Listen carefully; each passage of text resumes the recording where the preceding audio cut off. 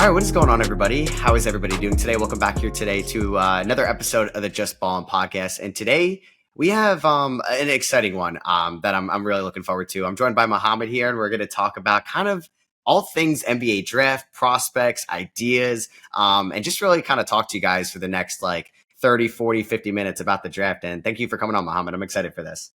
Hey, thank you so much, Matt, for having me, man. I'm super excited, and yeah, I can't wait to talk hoops. Draft is like damn near 2 weeks away, so yeah, man, a lot to get excited about.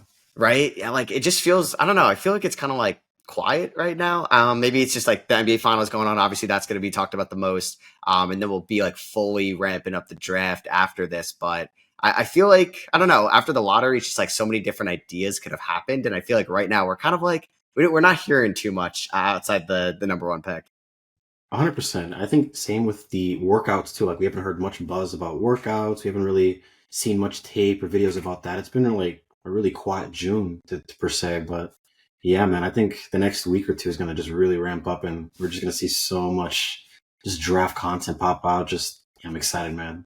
No, definitely. And I think this is one of the more fascinating draft classes too. We're I think really getting like the first full effect of the NIL. So like Hmm. in years past too, you're looking at maybe freshmen to take a flyer on in the second round, somebody that you can kind of develop over time. But if you look at like maybe guys that are not ranked in a lot of people's top 30s, the only guys that are younger than 20 years old or younger than 21 are coming over from overseas. So there's the guys like the LeBaron Filons of the world, the Pettifords, the Isaiah Evans that are going back to school. So I think it's going to be very fascinating to see if teams are like kind of just trading out of the second round, if teams want to kind of get into the second round more, like a Suns or a Clippers to get some of these seniors that can help them next year. Which I think is going to be really cool to see how that day two of the draft plays out. Definitely. And I was talking with about somebody about the back end of the draft, as you mentioned, like, traditionally you start to see a lot of these more developmental pieces being that, late lottery, early second Hmm. round range. But, I think especially with the boom of NIL and, guys kind of the uncertainty of what NBA money looks like in the back end of the first round, early second round, there's more incentive to go back to college without taking much of a dip, if anything, in your stock. So I think there's a lot to look forward to. I think for me, it was definitely something surprising. For example, like LeBaron Fallon, he was somebody that, in my personal eyes, I'd seen as like a top 20, 25 candidate Yeah. in this class. And then he goes back. Same with Todd Pettiford, Yaxa Landedborg. That was one of the bigger Right. ones. I mean, there's so many guys that went back, and I'm thinking, okay, well, this just kind of, to me personally, as a just a neutral watching the draft, you see the draft lose its strength, but this also makes you excited for next year's class, which is just going to be uber talented. So, I mean, it's not really a loss per se, but No, yeah. definitely. Yeah, next year's is going to be crazy because you have like the Oh top man. end freshmen, and then you got all these guys that are come back to school that are probably going to look to enhance their draft stock. And there's going to be I'm excited to watch like Kareem Lopez this year and like some of the Ooh. international guys for next year too. It's gonna Hmm. it's gonna be cool. I don't know. I guess we haven't had like I guess yeah, 23 was like a one man show. Last year was super like volatile at the top, but like back in 22 where we had like Chet, Jabari, and Paolo, kind of like a three-headed race for number one. Hmm. I hope we get that next year with AJ Cambuzer and Darren Peterson because I think it really gets exciting leading up when you have like three different like guys that are potentially looked at as like franchise changers. So yeah, 26 draft 100%. is gonna be exciting. I definitely like when I was talking with people about the 26 class, like by all means, like not getting first is not a consolation prize. Like you can still leave second with potentially the best player. You could leave the third pick with the best player potentially. And I think with any selection of those guys with AJ, Cam, and Darren Peterson, like you cannot go wrong with either. It's really just personal preference, which it's been a really long while where you've Hmm. seen a guy where you could pick third and get the best player in the class. I think the last time I thought about that was I think the 2016 or 2017 draft with Jason Tatum. Like it's been a long while, and I think when you think about this class, outside of just the top three, there's so much talent in this class. So I mean, if you think teams are going to be, fighting for that lottery spot next this season, it's going to be crazier next season. And I think this makes me think about this current lottery order, where for the kind of teams that are picking where they're picking, it was a really bad ordering. I'm not going to lie, like Yeah, right. It's because weird. I feel like outside of the top two, a lot of teams are just going to pick guys that, in essence, don't really fit for their timelines or just don't necessarily fit for their squads. And I think we're going to see a lot of, best player off the board over fit. But yeah, it's just crazy. I don't know. I think that's what's making kind of this back end of the cycle really intriguing in terms of buzz and things to get excited for. right? Like it's different with like the Mavericks, maybe even the Spurs, and definitely Philadelphia picking in the top three, where they would, if like those teams were picking where they're supposed to, say they were around like that back half of the top 10, make a ton of sense for Colin Murray Boyles to be a Maverick, right? Or makes a ton of sense for Con Knipple to be a Sixer at pick number 6. But like the Yeah. fact that like those teams are getting like the blue chippers, and then you have like the Wizards, the Jazz, and the Nets that may end up going high floor, low ceiling guys. It feels weird. So Yeah, definitely. I mean, I yeah, think that's so just what makes it really intriguing. Like, I think that's also setting out in stone for next year, maybe, where, I think guys are really hoping that, they kind of just, phase out this season so that they can get another high pick next season. But I mean, even then, you see a team 1.8% get the first overall pick. So you can never be so sure. So right. if we're thinking it's going to be the flag sweepstakes to see that, it's going to be even crazier next season. Definitely. So yeah, no, I'm excited for our first like topic. We're gonna just pretty much talk about 3 guys that I guess like they'll quote like be quote unquote my guys. Essentially, just like guys you're higher on than probably what the consensus has them on. Maybe it's a guy that you think is a fringe first rounder in some people's mocks, but you're like this guy should go in the top 20-ish of the draft, or a non-moderate guy that should go in the lottery. Non-top 10 guy should go in the top 10. And we're just gonna bring 3 to the table. I wonder if we'll have any overlap.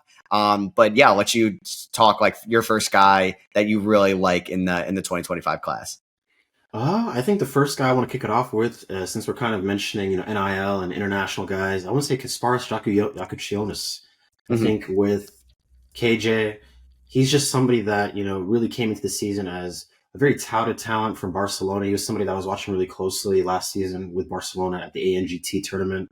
And he lit that tournament up. I think when you think about guys at that tournament, the Nolan Traores, the Igor Damons, Hugo Gonzalez, a lot of these kind of guys that are going to be in this current class, regarded as high level international talent. It was really KJ that really kind of separated himself, in that tournament as well. Mm-hmm. And I think even the season 2 with Illinois, just being kind of the catalyst at their point guard position, being a really strong PNR point maker, just a guy that could score really well off the dribble and pull up situations. He had a 1.27 assist to turnover ratio, 26% assist rate. He was 94th percentile in the country in PNR handling possession. So for me, he was just somebody that, at 6'5", he's just a great jumbo-sized guard that you could feel the European in his game with, just the feel and the playmaking and, ultimately with the scoring. And I think the reason why I'm higher on him than maybe consensus for where they have him, for me, have him as a top 10 guy versus maybe people with like mid to late lottery. I just really like his feel. And I think, some of the concerns in terms of turnover efficiency and just overall scoring creation in the half court, I understand these concerns, but I think when you consider the situation in Illinois where, the season was up and down and he was going through a little bit of injury, I think as well as with the kind of talent pool with Illinois, with Riley, Visic, it was just a really weird roster. And I think when you think about Jakučionis and what he really excels at in terms of the PNR, I think that's what's going to allow him to flourish really well at the next level.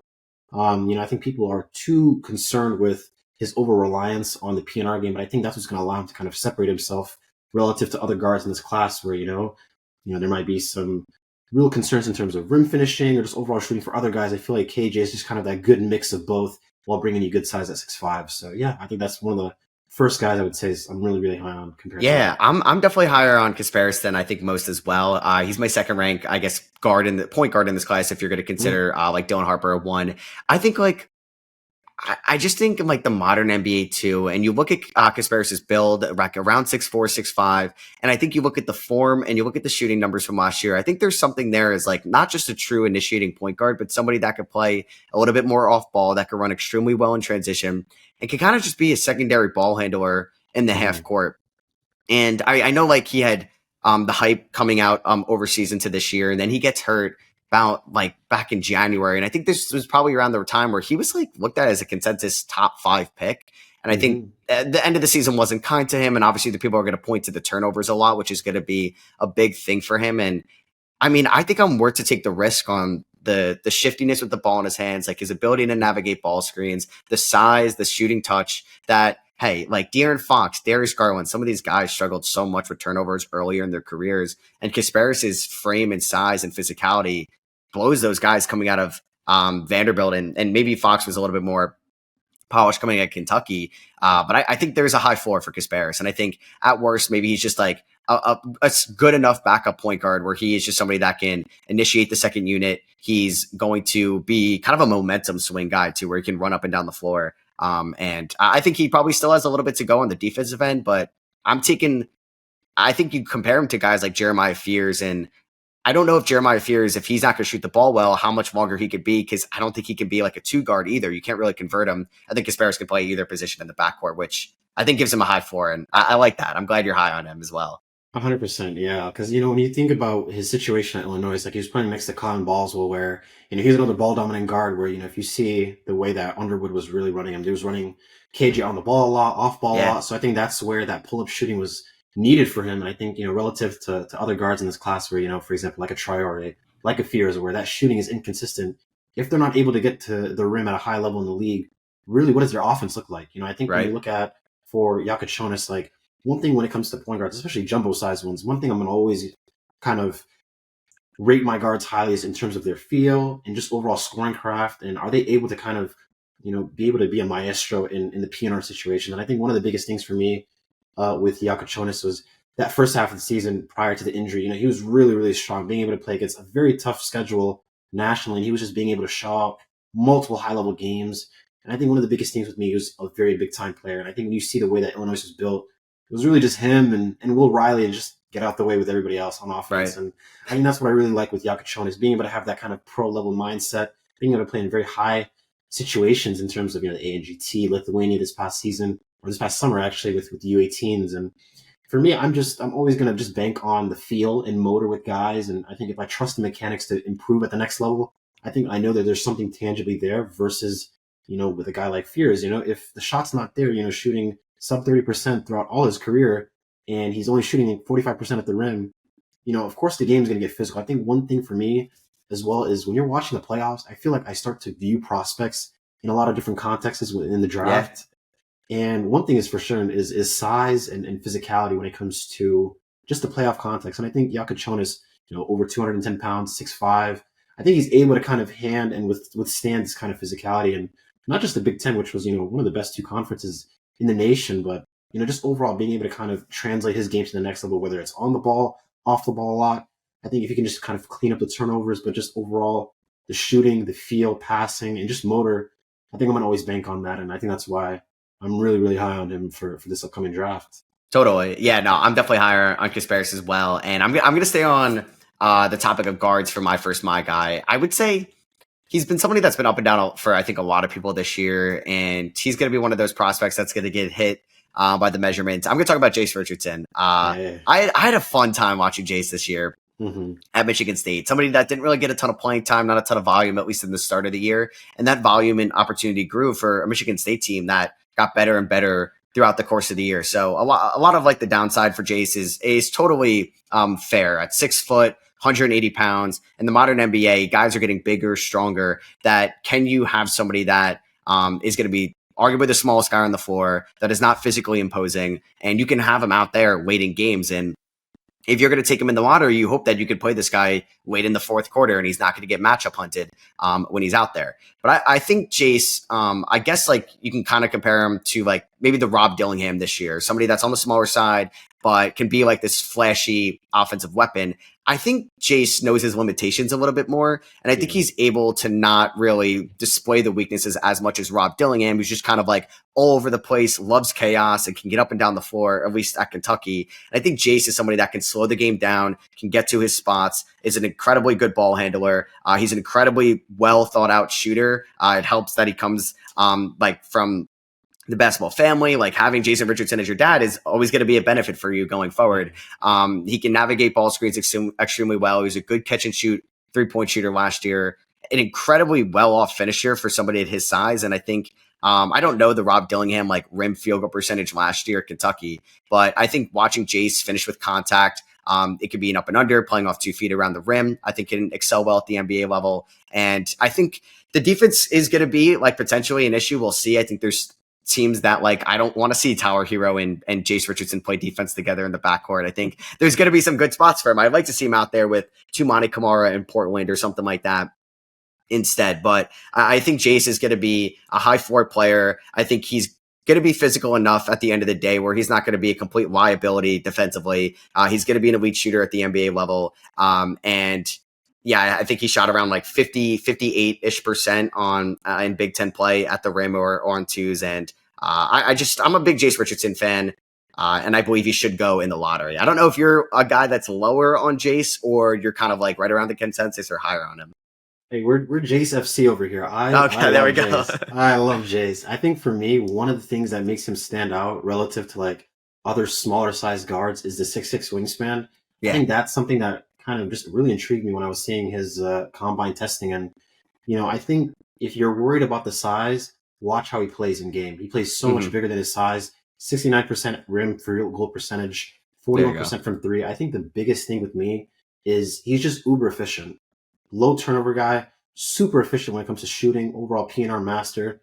I think I just love his ability to just impact the game, even though he's not necessarily playing so many minutes. This past Yeah. season, playing around 20 to 25 minutes a game, but he was top 10 in the country in BPM. So, I think the biggest thing with Jace is just when he's on the court, he's making an impact. And, there was an article by Owen Phillips from the F5 named, Hmm. you're only as good as your weakest link. And I think that may raise some concern, of course, him being 6 foot without shoes, but I think the 6'6" wingspan allows him to really It help. helps a lot. Yeah. Exactly. And there's opportunities where, I was watching some videos and tapes about him. And I think the biggest thing was he's really strong as a team defender, but I think POA is, where his struggle is going to be at. But just overall offensively, he's just extremely, extremely efficient and high feel. And I think guys like that will always translate well into the league relative to whatever situation there are. But I think the biggest thing for him is he needs to play alongside more physical guards, as a 2 and 3s with his wings. Yeah. As you mentioned, if he's able to kind of play alongside Utsamane Kamara, where, guys like that can bail him out, I think you'll really get the most out of him where he can play off ball, he can play on the ball, he can score at the rim. He's basically a 3-level scorer as well as Yeah. being a very high level PNR creator, scorer. And I think with me, he's just an outlier. I think that's one of the biggest things for me. And he's somebody that if you just truly appreciate the tape versus, what you see on spreadsheets, he just makes sense for both. So I think Jace is a surefire bet in my eyes, at least to be extremely productive in the league. Yeah. You really don't have that kind of spot up scoring and just overall PNR efficiency and not be a great player in the league. So, I understand the size concerns and the frame, but I think he's different relative to like a Reed Shepard or Rob Dillingham from Yeah. previous classes where, he has that 6'6" wingspan to kind of supplement his smaller size, and he plays just bigger than his size. And I think, he's not just a shooter. He's not just a shot creator. He's somebody that, really puts an impetus on the game to get downhill and also create not for himself, but for others. So yeah, Hmm. man, Jace Richardson is one of my favorite prospects in this class. Right. And like, Yeah. he had like a low usage rate. He's 18 years old. He's got Mm. like, he's 4 years younger than Walter Clayton, and he's got a longer wingspan than Walter Clayton, who I think they're obviously kind of completely different play styles in a way. And I don't think he has Mhm. like the deep range and the like heat up abilities Walter Clayton has. But Yeah. if there's ever a chance, like you're debating those two prospects, I mean, I think Jace, when he's 22 years old, is going to be an incredible basketball player and Mhm. more usage, more feel, more opportunity. He's going to be a good player one day. I don't know. 100%. Yeah. So, all right. So we've talked about some guards so far. Do you have another guard as one of your guys, or a wing or a big? Actually, I'm going to switch the conversation to kind of like a hybrid wing Yeah. forward.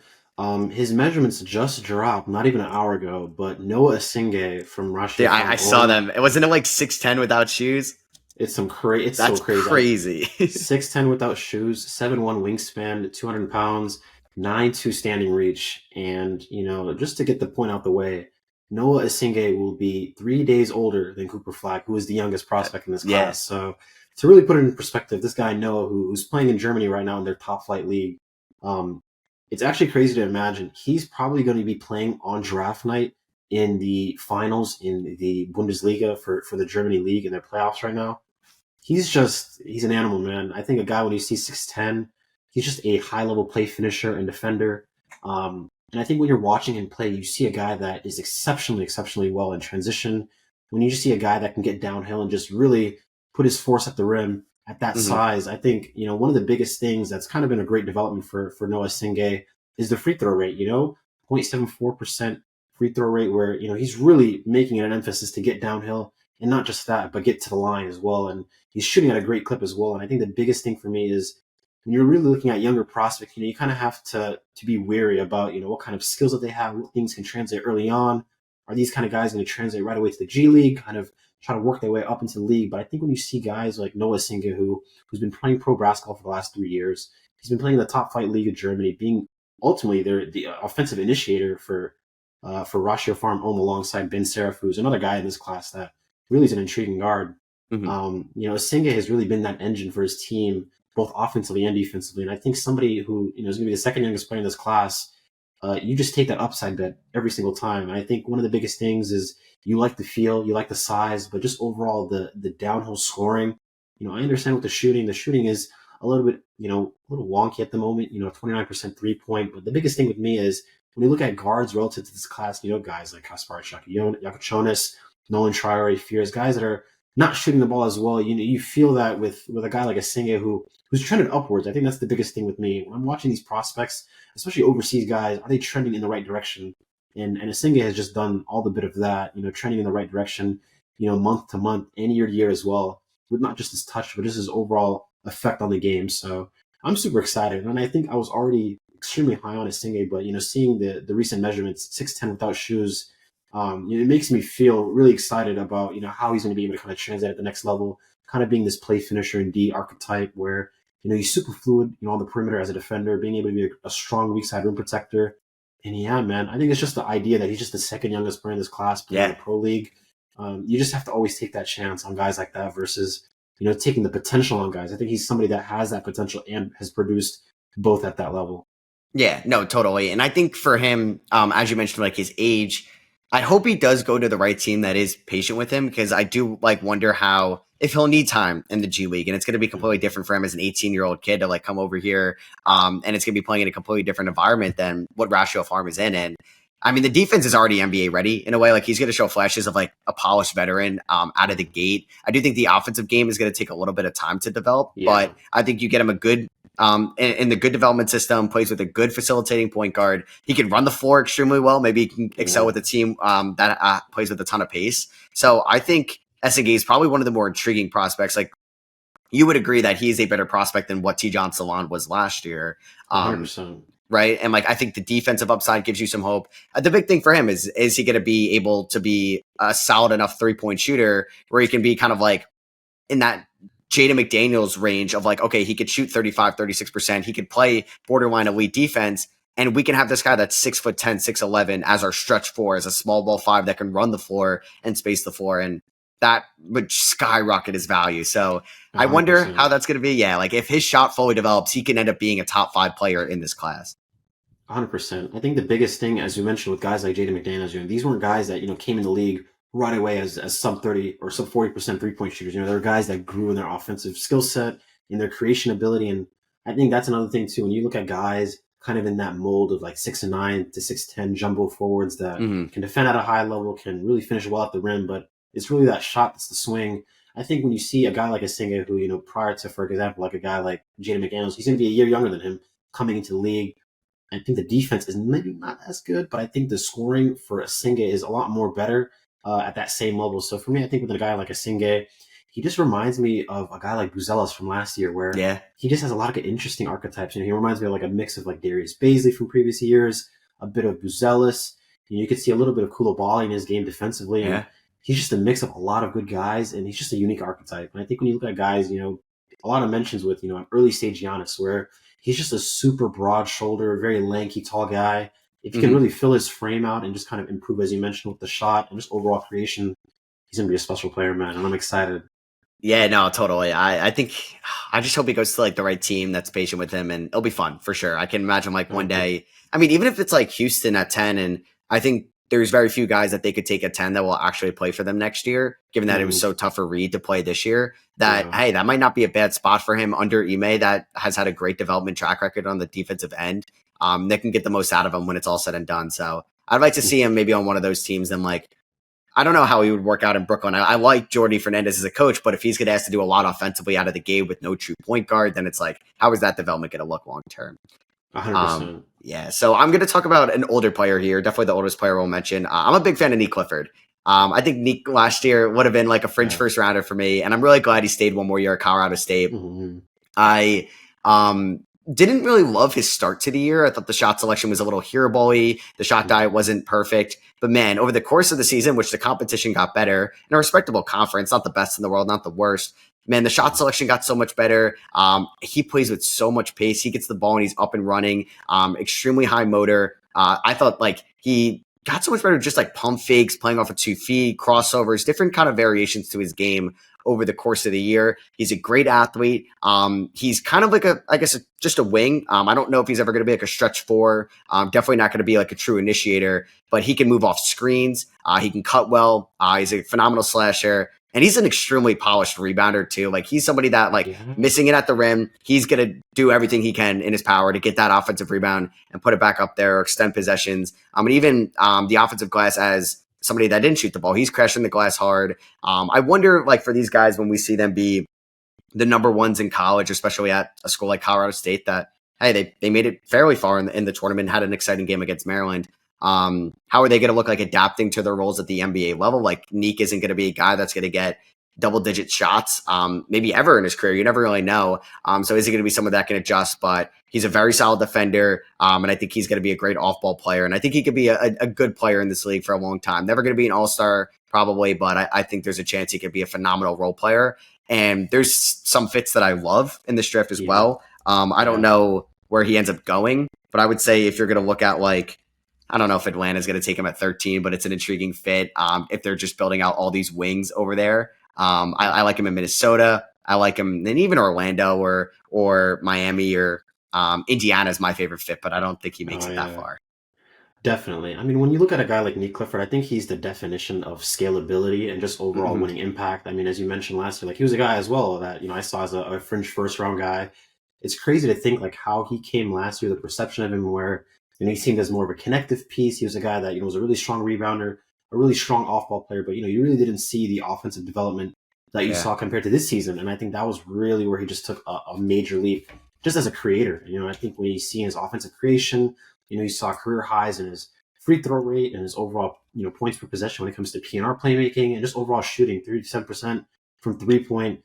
And, to your point, as you mentioned, with, guys that are these lead creators, how they translate into the league, I think he's shown you that, throughout college where he's been a guy that, has been the role player. He's been a guy that's been able to be the lead guy.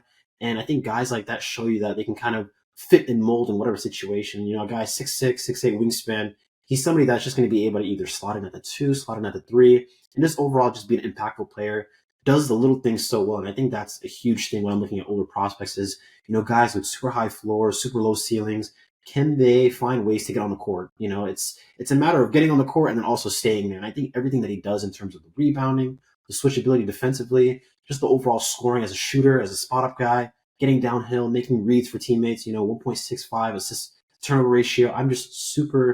He's one of those guys where you're just super sure about that he's going to be an impactful player. To what extent, I think that really depends on the team that, he's on. And I think when you see guys like him, for example, a guy that I had mentioned last year that was, really great comp with him was like a Josh Hart, a guy that, maybe be an undersized guard, a guy that can maybe slot in at the wing, but just be a super high level rebounder, connector, and a guy that can just be a great spot up shooter. But, if he's a guy that can be able to, attack closeout to the net, a guy that can kind of open up as a pull up shooter, and I think his ceiling really raises the floor in terms of what he's able to do at the next level. So, yeah, I really love Neek Clifford. That was actually one of my guys, unironically. Oh, okay. I'm glad we had one somewhere.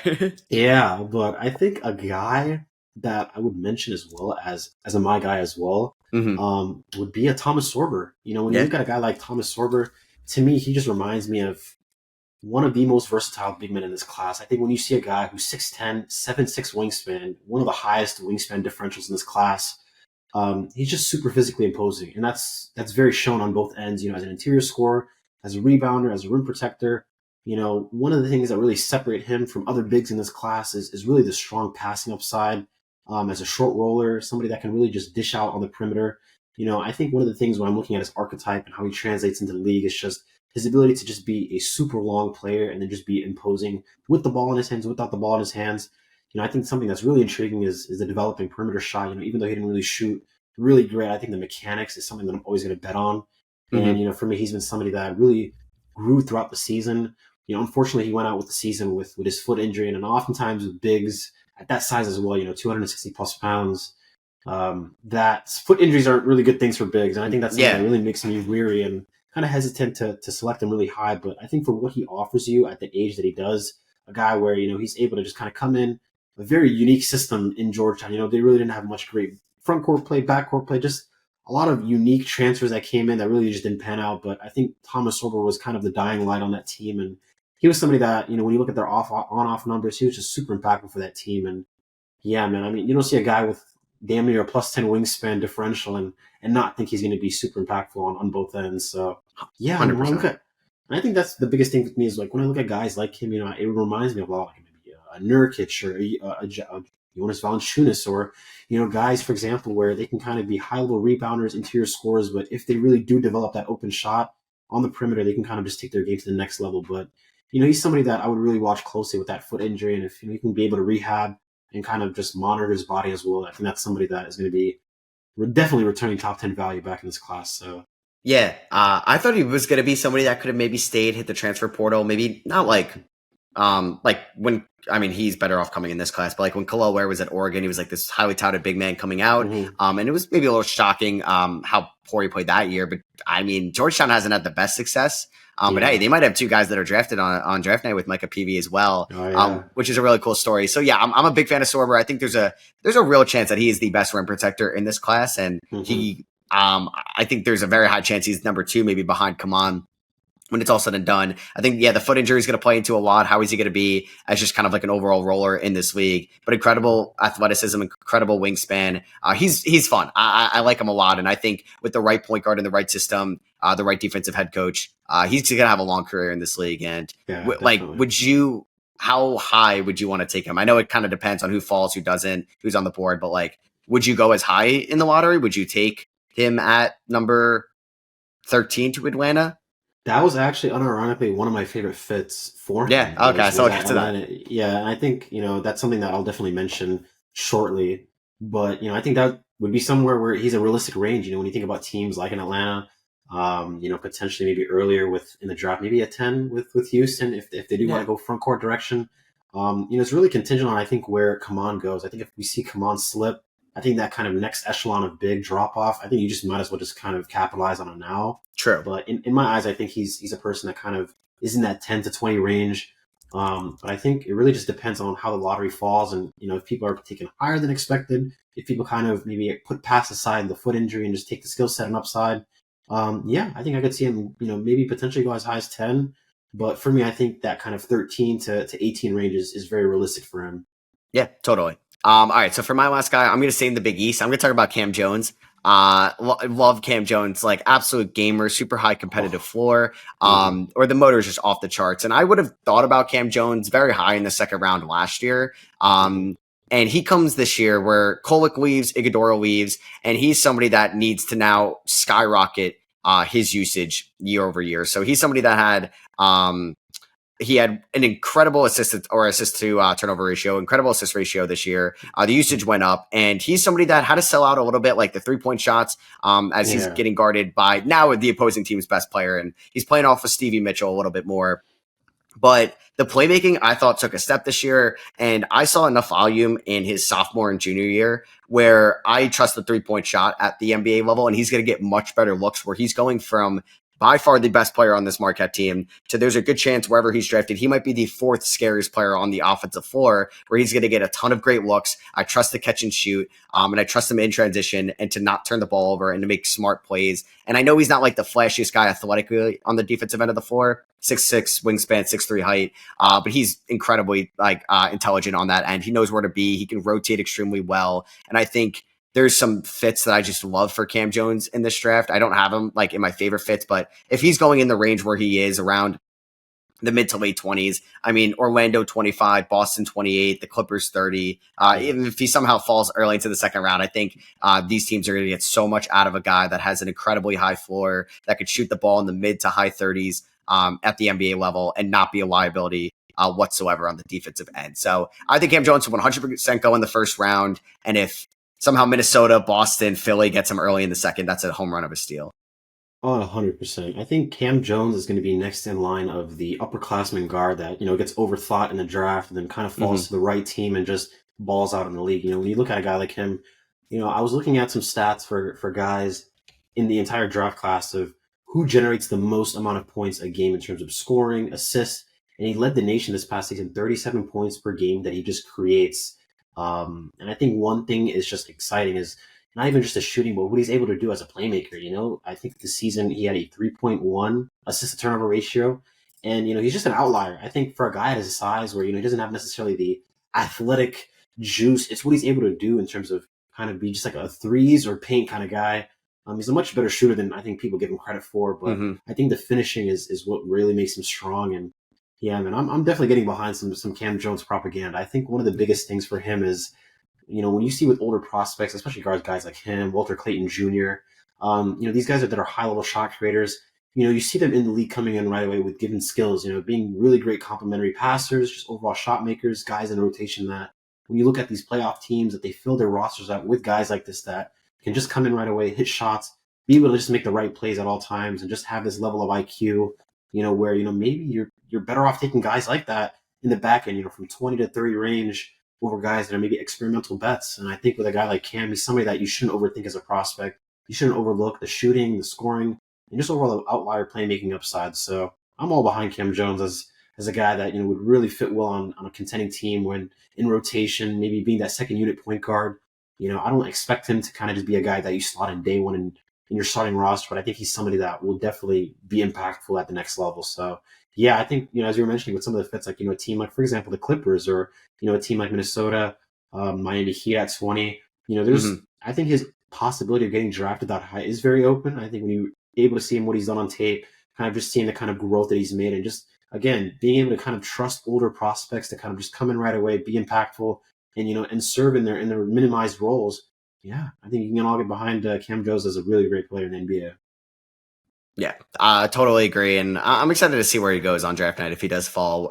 So we'll just kind of give like three of our favorite fits in this class. Just to recap my guys, mine were Jace Richardson, Nick Clifford, and Cam Jones. Yours were Kasper Shakushonis, Noah Essengay, and Thomas Sorber. So I guess favorite fits is just like a guy that's maybe projected to go in that range, or maybe you think they would reach a little bit for this player, but do you think they'd fit like a glove both like in the short term or maybe more so in the long term? So who's like one of your favorite fits for this year's draft? For me, I would say Con Knipple to Philadelphia. I think with Philadelphia at 3, they just have a plethora of choice. I think that's where the draft really starts. And, for me, you could really go a bunch of different directions where, I may say Con is one of my favorite fits to Philly, but you could also mention that with some other guys that we're going to be talking about later in this video. I think one of the biggest things with Con is he is just a guy that just fits on your team, whatever team it is. And I think in this season, you're able to see he play, fiddle to a guy like Cooper Flag, where he was super impactful as a scorer, just an overall connector, high-level shooter. One of the things that really impressed me was his passing and just overall playmaking upside. When I'm watching a lot of Kaman Moloch tape, as you were mentioning earlier, a lot of the times, who was the guy making those passes to him? It was a Con Knipple. And, when you're able to see Cooper Flag go down with that injury in the ACC tournament, I think a lot of people were skeptical if Duke would be able to kind of just finish out that tournament and win and kind of, ultimately end up with the number 1 seed. And who was it that was carrying that team night in and night out in the ACC tournament? It was Con Knipple. And I think one thing that people overthink is, a guy at 6'6", 6'7", who, he really doesn't jump off tape athletically. He's just a guy that can just get it done. I think when you're a guy that's one of the best shooters in this class, a guy that's a strong playmaker, I think with his bottom half frame being bigger, he's being able to be a very stout defender, somebody that is going to be really hard to move off of him on the floor. It's just so much to like about Con. And I think when you think about him in the context of Philadelphia with, the different timelines of, Tyrese Maxey this past season with Jared McCain, even though it was very short-lived, I think when you see what he's able to kind of do and kind of work off the guys around him, he's very scalable in terms of his offense, a guy that you could just have as a spot-up shooter, a guy that you can have as a secondary initiator. And, in a team like Philly, he's not going to have to be tasked to do those kind of things. And you're not going to have so much focus on guys like Tyrese Maxey, guys like Jared McCain in the backcourt specifically. And I think with Embiid, it kind of buys your team time in terms of having talent and just having this young core to build around with, a Justin Edwards, a Jared McCain, and, slotting a guy like Con Knipple in, who is going to definitely address their shooting concerns at wing. And I think when you think about this team as well with, the Martins and the Oubres, just adding another high-level wing and shooter that can offer you size, playmaking, and just overall feel, it definitely is a great fit for me and is one of my favorite players in this class. And that goes without saying. I think he'd be an impactful player to pretty much any of these teams in the lottery. So I think him to Philadelphia is one of my favorite fits if it happens. No, yeah, I love that, and I think if Philadelphia is open to it at 3, I Mhm. could see the vision 100%, and everything you explained makes total sense. I actually had Khan as well as one of my favorite fits. I think it's more so if he falls a little bit, because I think there's a chance like Ace goes 3, VJ, Trey follow up, and then I don't know if Khan would go 6 to Washington. It just doesn't seem like a pick they would make right now. Yeah. So actually, I have Khan in New Orleans as one of my favorite fits because I think they're going to see some wing turnover over the next few years, and maybe it is like one of the main guys, but we saw Ingram get traded, and Bruce Brown's a free agent. Jordan Hawkins was banged up this year and hasn't really showcased ton of long-term consistency as a three-point shooter so far in the NBA. McCollum's got 1 year left. And honestly, I can see Khan fitting to a team that needs floor spacing like a glove out of the gate. I think they're going to experiment with Zion if he's on the team back at the 1 while DeJounte is out. I don't know if it's set in stone if like Alvarado is going to start at the 1 or they take Fears or Kasparis. And I think Khan, it's just like there's so little weaknesses to his game, and he's not going to turn the ball over. He's not the quickest guy, like not the most athletic guy in the world, and that's probably one of his downsides, one of the very few downsides in drafting him. But man, he's like very physical. He's very strong. He can get like low to the ground and hold his own in the post. But like if you have Zion who has like, you talk about gravity when he's down low, when he's healthy out there, like it's a big if, but like defense is like double teaming him every single time, and he's a menace down there. And you surround him with Trey Murphy and Con Knipple, I think you can really optimize that New Orleans offense. If Willie Green is still trying to like build this high octane offense if they are healthy next year. So I just think like it's a high floor player. Maybe doesn't have the ceiling as like a Trey, a VJ, or Bailey, but I just think like he's never been a bad shooter in his career. So I don't think it's going to stop at the NBA level where now he's going from like the second at times most important guy on that Duke team to like a guy that is going to get extremely good look after look. And I like him in New Orleans a lot. I just think after Philly, like I love Philly. If he doesn't go there, I think I like him in New Orleans the best between like Charlotte, Utah, Washington, and the Pels.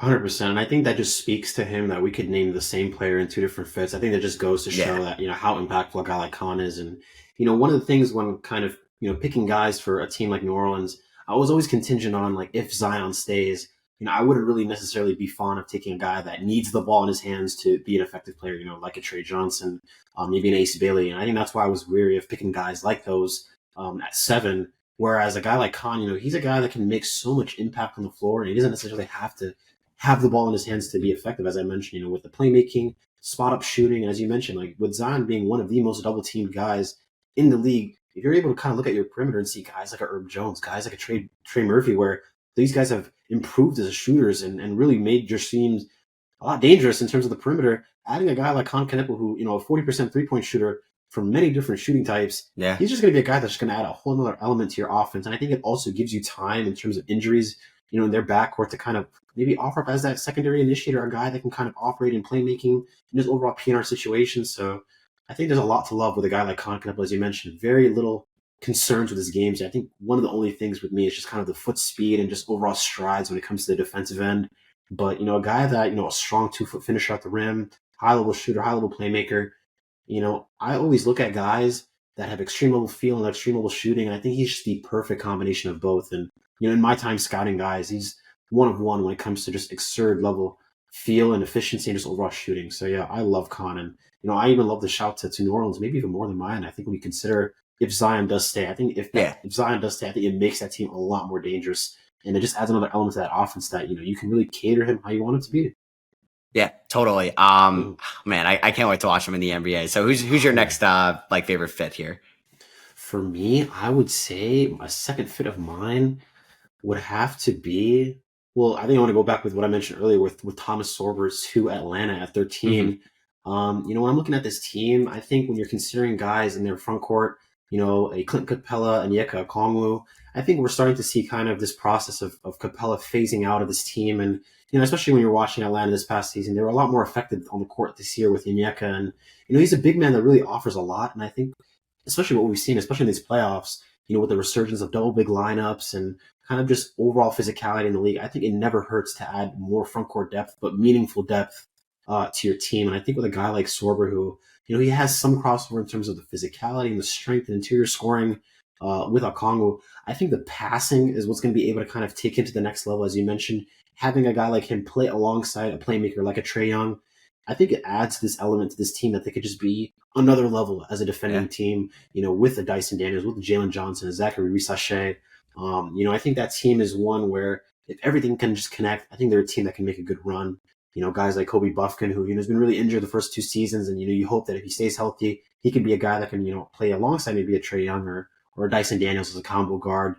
And I think this Atlanta team is really really void of just strong front court depth to play alongside with a Trae Young and with a guy like Sorber, who is a vertical threat, a guy that can score the ball in his zone. I think it's also going to add another element, as I mentioned, with the passing, where you can give a guy like Sorber the ball in his hands, and he's very comfortable on the ball. In terms of DHO actions, screening actions, just an overall short roll passer. And yeah, I think there's a lot to be excited with that fit, and of course with the rim Def- protection and rebounding.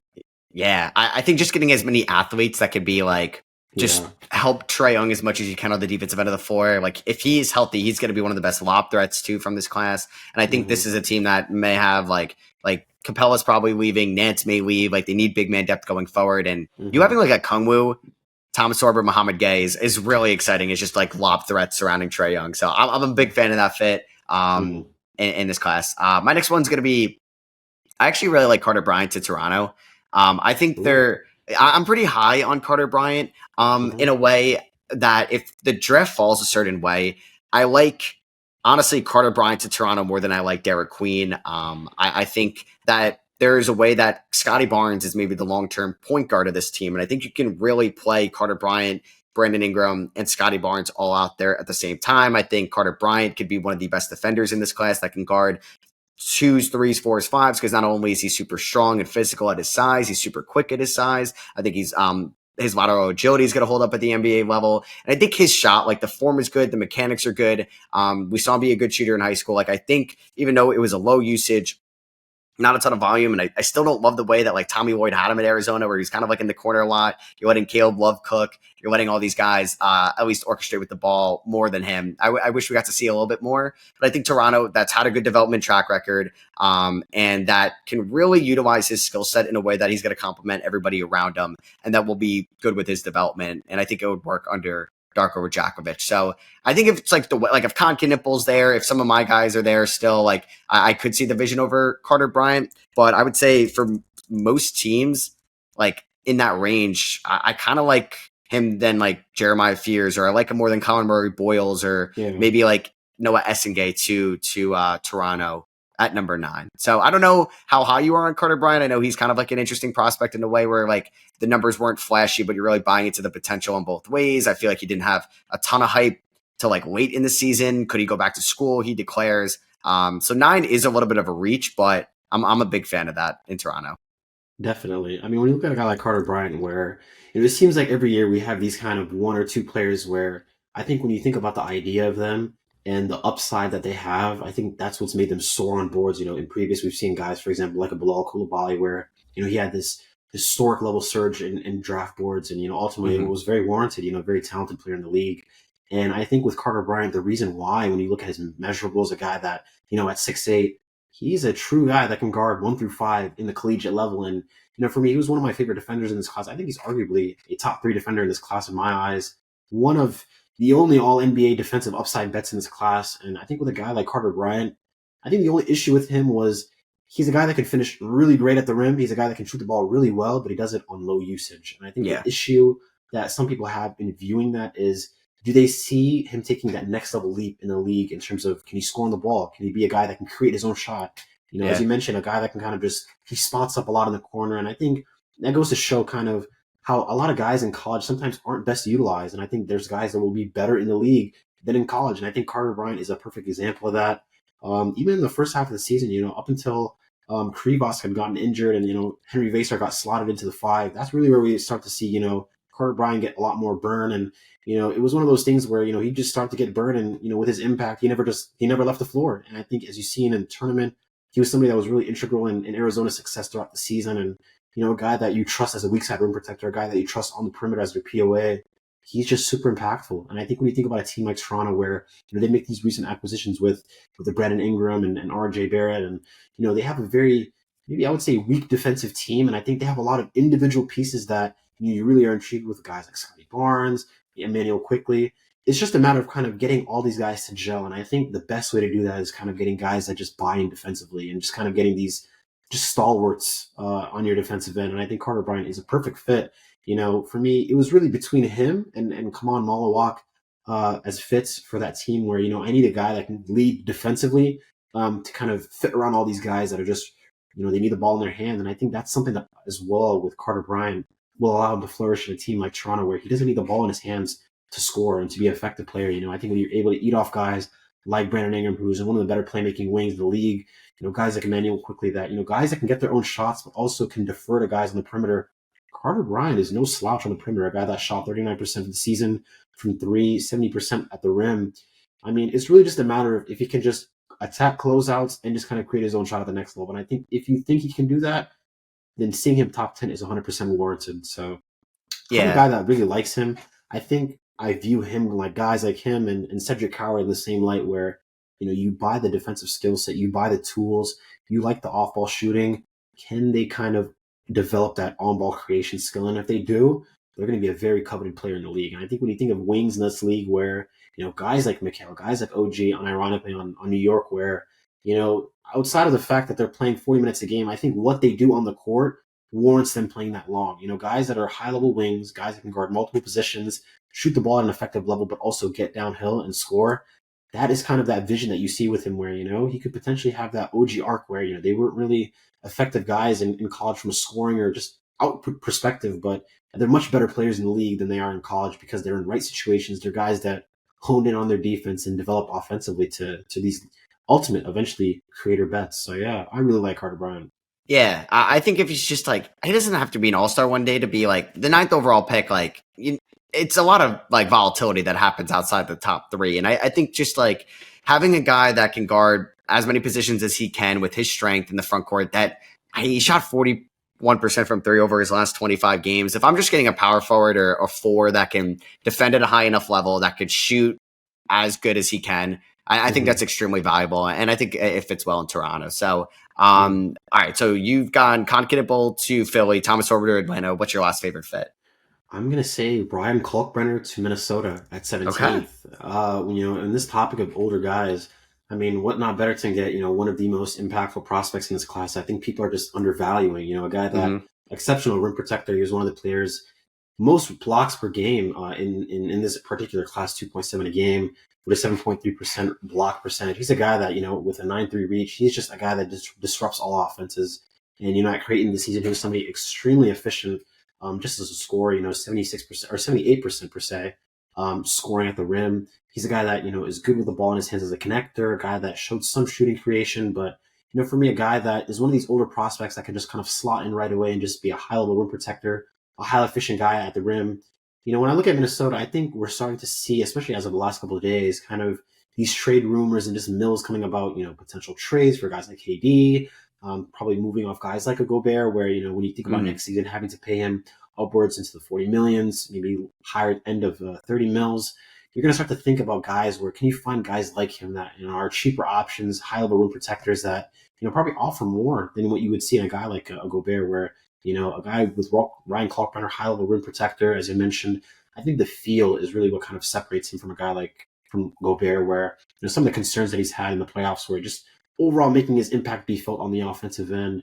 I think that's something you really wouldn't have to worry with a guy like Kalkbrenner, where he was pretty much the focal point of this Creighton offense and also defensively. So I think the fit makes a lot of sense. A guy that can offer as a lob threat, a guy that can be a great short roll passer, but also space the floor. And I think when you think about Minnesota this past season with the shooting, there's a lot of guys that took individual leaps. Anthony Edwards this past season where, he led the NBA in three-point mades. A guy like Jaden McDaniels who took a lot more scoring creation leap.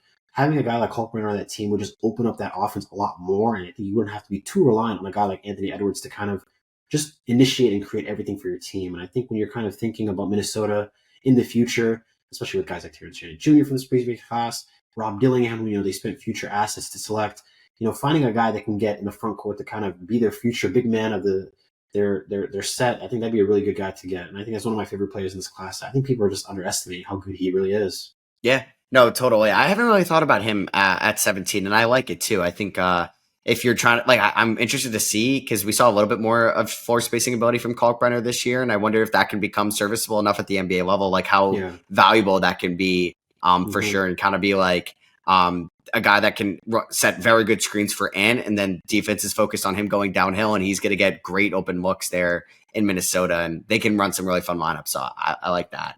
My last one, I briefly mentioned it earlier. It's Nick Clifford to Indiana. I don't know if there's a world where he falls. I think it's going to be interesting to see like Essengate, Bryant, Fleming, Coward, and like Nick Clifford, and where like that group of wings ends up going in the draft. But watching Nick Clifford, I don't know if it was me like when I like fully like found the love for Indiana, like Matherin's a restricted free agent next year. Neesmith's due for an extension. This is a team that typically has never paid the luxury tax, and they're going to pay Miles Turner. Like, I wonder if Nick Clifford would be that next wing.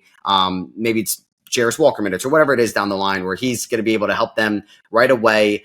He's going to be a safe shooter. He's going to run, and I think that's what we've seen Indiana do in the playoffs. Is they like to, no matter make or miss from the other team, they are getting out and they're running, and that's what Nick Clifford showed this past year at Colorado State. And I just feel like he fits like a glove over there in Indiana. And I think like his blend of like his wingspan, his scoring ability on both the perimeter and inside, and his defensive he's a good help defender. And I think he can transition well from being like the star at Colorado State, and mentioned before, to like a glue guy in Indiana. And I think he would be like one of their 10 playoff guys because they like to have a deep playoff rotation. 100%. I mean, when you think about Indiana, what we're watching right now, it's really the rotational guys that are making some huge impacts. And I think when you think about a guy like Neek, where, he's a guy that can connect the ball well, he can rebound at a high level, he can shoot the ball at a high level. He's just a guy that makes sense. And I think the size at 6'6" is something that's really intriguing. I think when you think about kind of rotational guys in their roster, like, Johnny Furphy, Ben Shepherd, you have these guys that are high-level shooters, guys that can really just make impact defensively, but they're not really getting on the court as much as you would hope. And I think with the guys like Neek, he does the little things as well, as we mentioned, with the passing, the rebounding. I think there's ways that he can get on the court right away for a team like Indiana, where you can have him at the 2, you can have him at the 3, and you won't have to worry about kind of paying these guys, as you mentioned, with a Mathurin, and falling under that luxury tax, but still being able to chop and change and getting these older prospects that can come in right away, be impactful, and just offer a lot more for cheaper. Yeah, totally. So, all right. So actually, like, we were going to talk like kind of trade ideas, draft fallers, and then like a wing debate. I'm going to just pull up the consensus mock, and we can kind of hit all those looking at this. So I think it was interesting to see what NBA.com did. They took like The Athletic, they took CBS Sports, ESPN, a bunch of a bunch of outlets, and kind of just did like a consensus top 10 mock and what some of the most common picks were. So I think like for at least what like I'll go through briefly. Cooper Flagg 1 to Dallas, no surprise there. Dylan Harper 2 to San Antonio. Ace Bailey, 7 out of the 10 outlets had Ace Bailey 3 to Philadelphia. VJ Edgecombe, 8 outlets had him going to the Hornets at 4. Trey Johnson 5, Jeremiah Fears 6. Split Jeremiah Fears and Conkin 7 to the Pels. Jeremiah Fears 8. Kaman Maliwatch 9. Carter Bryant and Conor Murray Boyles 10.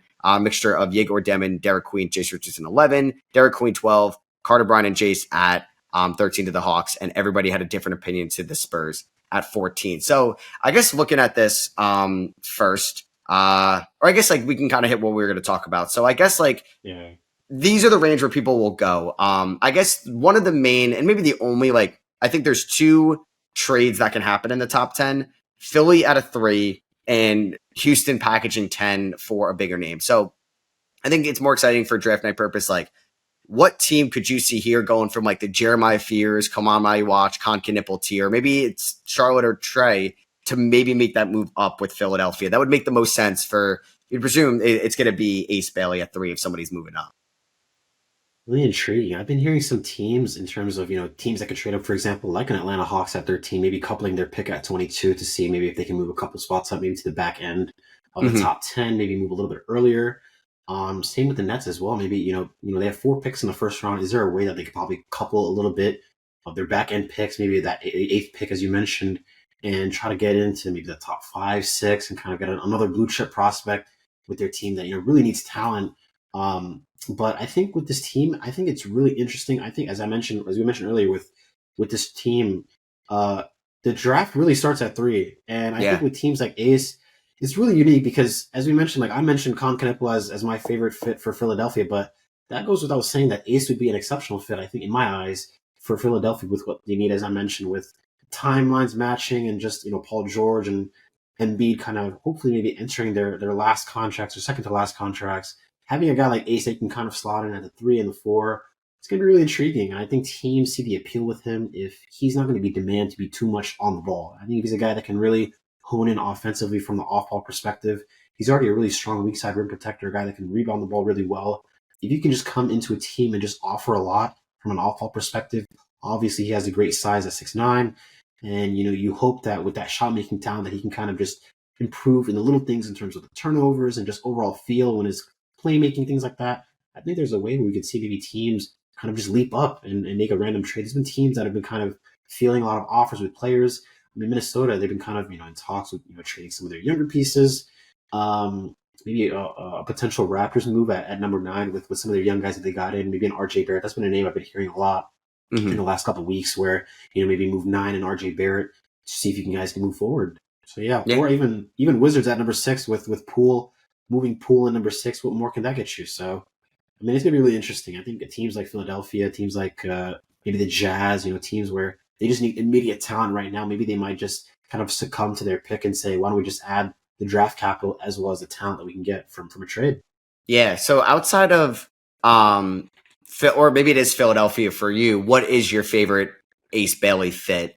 Is it one of the teams around them? Is it just Philadelphia at 3? Or do you think he can kind of fit almost everywhere? Like, what's your take on Ace there? I think there's 2 teams in this range that he's kind of projected in that he would fit really well, and then like a team that I do not want him on. And I think 2 teams that he would fit really well on would be the 76ers and the Jazz. I think a team that he won't fit well on would be the Hornets. Yeah, same here. Charlotte, I just feel like there's just too much like score first guys over there. I think they would have to reinvent their offense a little bit. They haven't had like a great development track record. You worry about some of the veteran core in there too for Ace. And I think Ace needs to have at least 1, either head coaching, or 2, some guys to take the load off him. And I don't know if I could trust like the consistency of LaMelo Ball and Brandon Miller being out there. And how does even Brandon Miller, Miles Bridges, and Ace even work next year? And I don't want it to like stump Ace's development going forward. 100%. And I think that's why, even though I mentioned my 3 guys as my favorite fits, VJ Edgecombe at, Charlotte would be right up there with one of my favorite fits. I mean, when you think about a guy like, who one of the better defender guards in recent memory, having a guy like him that you could pair alongside LaMelo and maybe move B Mill to 3, I think that'd be a really great fit, as you mentioned, with guys like Charles Lee, these analytically, driven coaches. I think what they want is guys that can defend at a high level and shoot the ball. And I think when you see a guy like VJ Edgecombe, who is one of the most exceptional athletes in this class, a guy that can really defend the ball at a high level. The shooting was a little bit inconsistent, but when you see kind of the vision, I think there's a lot of bits and pieces that are there, and it's just a matter of kind of honing in and bringing them together. Is that the team in Charlotte that can kind of do that? We'll wait to see. I think with their, as you mentioned, track record with developing talent, it's been a little scary, but I think with a guy like VJ Edgecombe, you bet on the athleticism and you bet on kind of these traits for his defense right away to kind of come in and find the way to get on the floor. But as I mentioned with Ace Bailey, like, again, at Philadelphia at number 3, a guy that, one of the better weak side rim protectors in this class. Obviously, we know about his shot making talent. It's really exceptional. I think the size at 6'9", it's going to be really interesting at the league where, he's going to be a guy that can play at the 3. Can he play at the 4?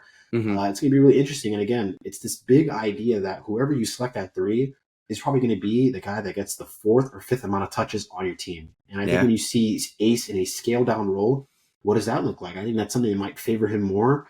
I think when you were watching kind of this team play at Rutgers with him and Dylan Harper, it was very sporadic in terms of, just give me the ball, I'm a scorer, give you the ball, I'm a scorer. And it was really just unstructured. And I think when you think about a team like Philadelphia, who they're not necessarily the 3rd worst team in this class. They're not a team that, they had serious playoff aspirations prior to this past season. They're a team where, when all healthy, they can be a team that can be very scary in the playoffs. And I think when you think about adding a guy like Ace, who, one of the better shot-making talents in this class, exceptional size, rebounding skill, defending, he would be a guy that could just slot in right away on day one and be a very impactful player alongside a PG and Embiid. And I think it'd be really interesting to see where that fit would be. I think as well as with the fit in Utah, the Jazz, I think they're a team that, they're one of the worst teams in terms of shooting and defense, and he'd be a guy that would kind of come in right away and just give you that to you as well. And I think with their movement of terms, for example, like Lauri Markkanen, he's been a guy that's been kind of getting spoken about getting moved, and is that potential for them to kind of move off the 5th pick or move off Lauri in this case and get a lot of draft capital and just kind of extract blue chip prospects, and for a team that has been really little iffy in terms of their overall draft philosophy. Last year with Cody Williams, this Yeah. past season before that with Taylor Hendricks, who was just injured with an ACL. Keontae George. I think this is a team that needs immediate talent, and I think Ace is. If you hope that he can improve on the little things in terms of his decision making, under a coach like Will Hardy, I think he'll be a guy that can maybe hone in on his skill set and get the most out of him while hiding him defensively and really making him to be a really strong team defender. So Yeah, yeah, so I think it's going to be fascinating to see like kind of the workouts and the interviews leading up to the process, what Philadelphia ends up doing if they were to keep the pick. So I don't know if it's going to go hand in hand with one of your favorite fits before with Khan, but if you were like in Daryl Morey's shoes, would you go Khan at number 3, or do you view the upside in Ace Bailey outweighs like the floor in Khan Knippel? me personally, if I was Daryl Morey, I think I would go outside of if I had to pick outside of Khan, I would honestly go Trey Johnson. I think that Yeah, was a guy that to me he's my third favorite prospect in this class. But I think at that pick, it's just a matter of the defense, and I think that's what's made me kind of pick Ace over the other two guys in Khan and a Trey. But I think the biggest thing with Khan is, do you want a guy that can come in and just connect to the rest of the guys? The Jared yeah, McCains, the Tyrese Maxeys. You look at your front court with PG and Embiid. He's a guy that can just bring it all together. In terms of the totally. shooting, the defense, playmaking upside. When you look at a guy like Trey Johnson, obviously he's a lights out sniper, one of the best shooting profiles in the last decade. He'd be a guy that just would add another element to shooting and just overall scoring in your offense. I think when you look at a guy like Ace Bailey, of course, I think it's the shot making talent that you get from both these guys, but it's really the defense that kind of elevates him over the other two names that I mentioned. And I think when you think about a guy like Daryl Morey, where Nick Nurse and him, they are really good at developing wing talents and just overall forwards. I think a guy that they can get to kind of buy in on their team, buy in defensively. You're not going to ask much of him offensively. A guy that can just hone in from his off ball skill. I think I'd love that fit with Ace Bailey at number 3. But Yeah. the thing is, you can't go wrong. You just really can't go wrong at number 3. I know, right? It's a tough spot for Philly to be in because I think it's scary. I like VJ Trey a little bit more. I actually like all 3 of those guys. Khan, VJ, and Trey ranked higher than Ace in this class. Now Yeah. I'm also like somebody that I don't know if anybody like really does this, but I like to adjust my big board after the draft because I think fits mean a lot. And if a Oh team yeah. that I think is a little bit more respected maybe reaches on somebody, I remember like back in 21 where I was not super high on Scotty Barnes as a top 5 player. But then when I was like, you know what, when Toronto took him at number 4, I was like, maybe there's something they're seeing that I'm not. So you kind of like look back and you say like, okay, like this guy can maybe develop a shot. Maybe he could be a point forward. So I think it's going to be interesting to see what they do. I just don't know if Daryl Morey wants to like be the guy that, what if Ace Bailey hits his like maximum outcome and he becomes this true 3-level scorer that can average over 25 points in the NBA one day, where it's like, that is his 100 percentile outcome, but like, you don't want to pass up on that guy. So I wonder like if they'll go for 100%. the upside in Ace or the safety in some other guys. Yeah, I Um, mean, when you've seen what they've drafted in the past, I think they always are guys that go upside over fit. And I mean, at number 3, there's really not much upside there than a guy like Ace Bailey. When you think about who's ahead of him in terms of Cooper Flag and Dylan Harper, when you think about these kind of guys, the Markel Fultz, the Ben Simmons, at least at the time, Isaiah Smith.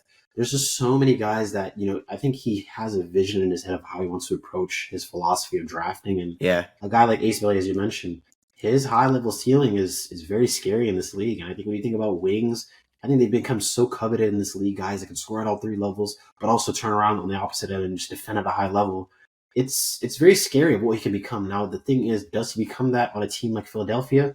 I'm not 100% sure. I think when you think about how many mouths have to get fed in that team and what you have to demand from him right away, I think it's not necessarily a similar comp, but I think similar situation wise, like a Michael Porter Jr. to a Denver Nuggets, where a guy mm-hmm. that's coming into a team that's already stacked in terms of their Jamal Murray at the time with Bruce Brown, Will Horn, Nikola Jokic. There's so many offensive options on that team. Is he a guy that can come in and just hit high level shots, defend at a high level, and just be this kind of juice that they can need on offense? And I think he's a guy that can 100% do that a lot better than Michael Porter Jr. coming in, where he had that back injury. There was that worry with his foot drop, and I think with Ace, you have less concerns in terms of his age.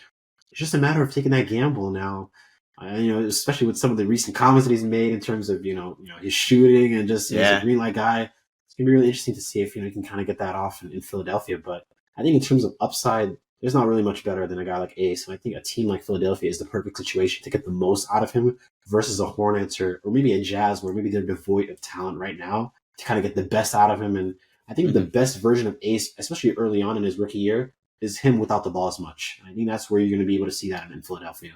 Yeah, totally. So last thing I want to talk about is just guys that could potentially be like draft fallers that it's like, okay, why is this guy sliding? Now there's going to be stuff that we don't know about. Maybe it's a medical, maybe it's a bad interview.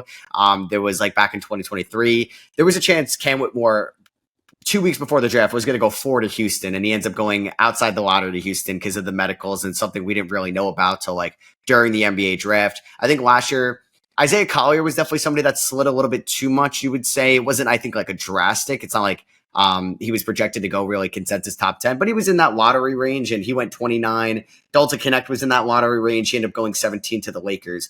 So I guess based off like maybe it's more so the draft community, like what we like compared to maybe what scouts and front office is like, who do you think could be like a guy that potentially maybe somebody on the screen here that falls outside the top lottery, or maybe it's somebody not even mentioned here that you think could be a faller? Maybe it's just like teams aren't trusting the shot, the defense. Maybe there's a lack of positional upside. He's one dimensional. Do you have somebody like in mind like that?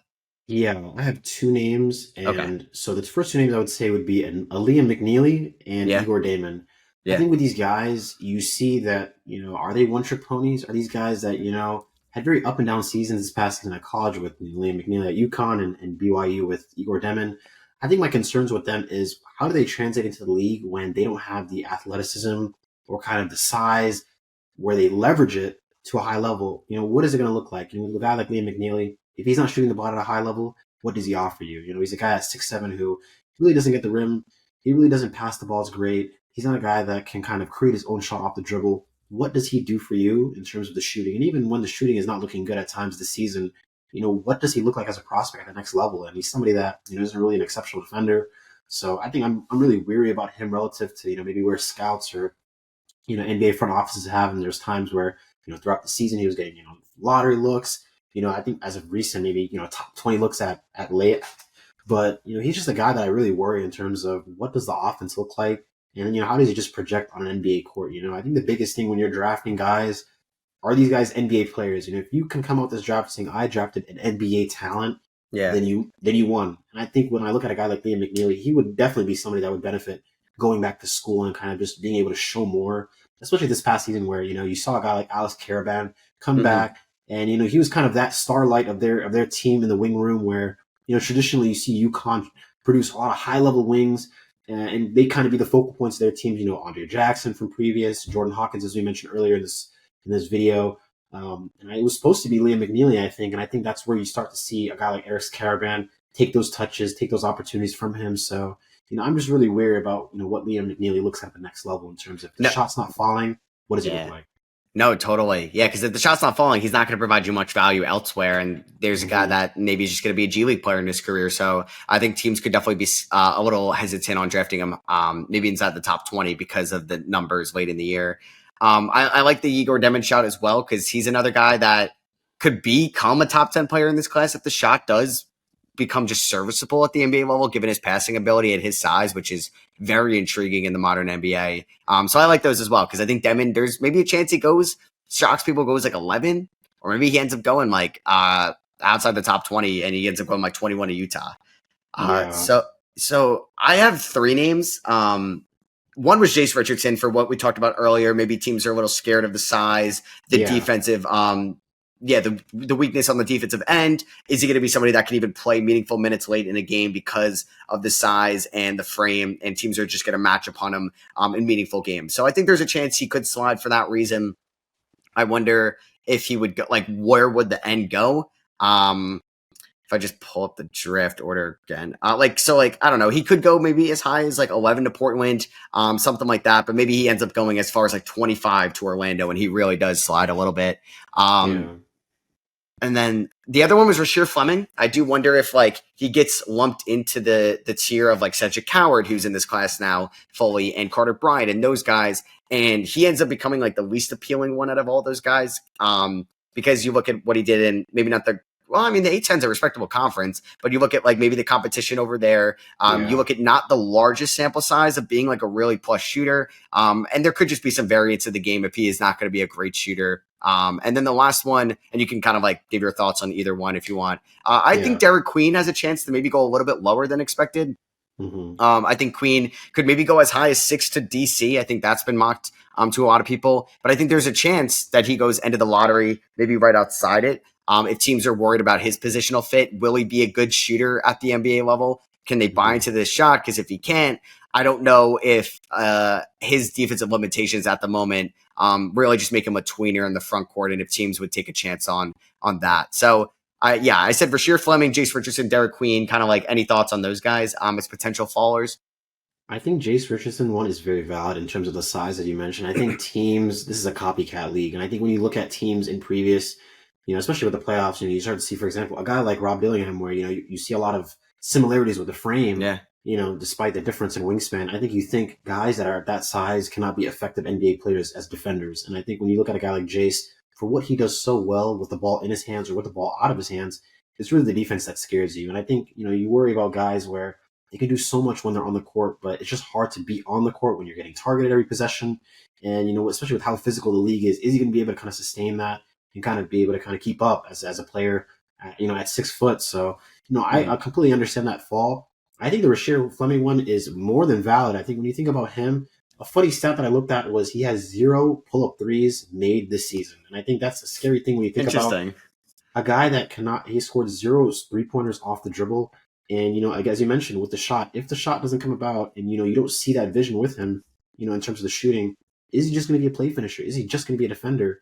Yeah, And I think the biggest concern with him, as you mentioned, is kind of what does he look like in the next level? A guy 6'9", 7'5" wingspan, very great yeah. differential in terms of the wingspan, but does he come in right away as a backup five? Is he somebody that only makes sense in small ball lineups? If the shot's not there, what does he really look like? So he's been somebody that's kind of been going up and down for me. I really love the defense. I think he's a very very strong defender, but I think it's hard to kind of make sense on what teams he fits if the offense is very wonky. And I think we saw that this past season with a guy like Ryan Dunn, where I'm not necessarily saying a Rasheer Fleming is a Ryan Dunn, but for how good the defense is, sometimes it can be overshadowed with some of the inefficiencies of your offense. And I think a guy like Rasheer Fleming, who really can attack the closeouts and get downhill great. It's just a matter of if the shot's not there, it's hard to kind of project a high level outcome or even a medium level outcome for a guy like Fleming if you can't really space the floor. And, specific to that point, I think that's a perfect example with a guy like Derek Queen. I think you really cannot go wrong with the options as we both mentioned. For Derek Mm-hmm. Queen, I remember I was watching the combine and I think Johnny McWody had mentioned that, where does Derek Queen currently feel at right now with his body? And he mentioned that he was at like a 6 and a 7 out of 10 in terms Yeah, of where he wants to be at with his body. And I think, the concerns that you mentioned with the shooting, I think another concern too is the defense. And I think, is he going to be somebody that is going to ever project to be a great rim protector? And I think a guy at his size where if he probably projects as a tweener in the league, I'm not really comfortable with him guarding fives in the league, but at the same time, I'm not really necessarily stoked to see if he's going to be able to kind of guard fours with his foot speed. And I think at that frame, and it's a very unique profile or just body type. I'm just not 100% sure that he's going to necessarily be like the best of defenders and the best of offensive guys, where he needs to have the ball in his hands to have that inherent value of this handling big or just this initiator that when he can have the ball in his hands, he can do everything. But with some of the teams that are being mocked to him, is he going to necessarily have the ball in his hands to have that exact value that you think of with drafting him? And if he can't shoot the ball, if he can't have the ball in his hands to necessarily make that value be inherent, it's really interesting. What does that offense look like? He's not somebody that is an exceptional shot maker in the mid range. He's not a guy that's a very face up strong guy. Good post game, but I think it's again the mention where if he's not able to shoot at the ball at high level, if he can't be this initiating hub guy, I think that's something that makes you really intriguing in terms of what is his fit at the next level. There's somebody, for example, like a guy like Danny Wolf, where I mm-hmm. kind of look at him in a similar light, but I think what he does in terms of the feel, the movement, the overall just comfortability with him on the perimeter. I think that's things like that make me more comfortable in a guy, for example, translating the league like a Danny Wolf Yeah, versus a guy like Derek Queen, where maybe he's not necessarily at that same level in terms of his body, in terms of his defense, rebounding. And yeah, maybe I think I have more tweener concerns with him than other guys in this class. Another guy I would have probably mentioned as maybe a faller potentially is maybe a Asa Newell, a guy where yeah, he's a jack of all trades, not really a master of anything, and he's just somebody where when you see Matt Montverde playing a lot alongside talent, he's not necessarily somebody that kind of stood out Same thing with that Georgia. I think he's not necessarily somebody where he's playing alongside a guy, Santos Sierra, a really strong rebounder, really strong rim protector. It was really tough to see what Newell's value was on the interior, where he really wasn't generating a lot of stocks. He wasn't somebody that was spacing the floor at a really high level. So he's somebody where maybe teams get worried about what is his positional value in the league. Is he a guy that slots in at the 5? Is he somebody that makes sense at the 4? Do you believe in the shot making sense in the league? There's in high school, I think he had shot 40% in his senior season, but then I think 20% throughout his other seasons. So it's one of those things where, like, does he have that random year where he just spikes as a shooter and then you buy that shot and it never ends up matriculating? So yeah, I think that's another guy as well that could potentially fall. But yeah, I really like the names that you mentioned. And I think these aren't necessarily indictments on their game. I think it's just a matter of where do teams value their skill sets, but also their weaknesses. And I think in the playoffs, a lot of the guys that we mentioned, I think their weaknesses will become very magnified. I think with a guy like Derek Queen, if he's in a guy that can't defend at a high level, he's a guy that can't shoot the ball at a high level, is he going to be able to get on the floor? A guy like Chase Richardson, I think the offense is very exceptional, but it's just he's going to get played off the floor. And I think with a guy like Rasheer Fleming, I think he just won't be able to kind of keep up with the pacing in terms of just his body. I think one thing I've mentioned with Fleming in the past on previous videos is the guy is very static in terms of his body. He's not somebody that gets really low. He's not a guy that is a very bendable or functional athlete. So it's kind of worrying in terms of how high is the ceiling in terms of his defense if he's not somebody that has a lot of bend or low center of gravity. And I think that's something that can also affect him as an offensive player. And if he can't shoot the ball, he really doesn't have this above the rim athleticism. What does it look like? So yeah, it's gonna be really interesting, man. I can't wait. I think that back end crop of the draft is really where we're going to see a lot of guys start to fly off boards super early than maybe expected. Guys that might drop that teams just cannot oversee the value. They just have to take him. So it's going to be really unique. This is definitely going to be a draft where we're going to see a lot more BPA going on than fit. But some of these guys just fit so many places that I mentioned back to the point about the lottery or just being so bad that sometimes a good team may end up with a really great player. So I'm excited, man. I don't know. I think this is now where we start to see the reality. In almost 2 more weeks, people are starting to warm themselves up to the idea of really great talents coming to this class. And yeah, I'm excited. No, man, me too. It gets me hyped up just talking about the draft and so many different possibilities. Who's going to go where? Who could slide? Who's going to be like the first shocking pick? I think that was probably Tidjane Salaam last year when he went 6th, and he was not really even mocked as a lottery guy. And I think it really just the unpredictability and what we mentioned earlier with the second round being so wide open with the NIL. So yeah, no, this was really fun to talk about for the last hour plus, about the NBA draft. Getting me really excited. You gave great high level analysis and overview, and you can follow him on Twitter, MCFNBA, where you can get a ton of different film analytics around these NBA prospects, and it really gets you knowledgeable about this upcoming draft and future drafts as well. So thanks for coming on, man. This was fun.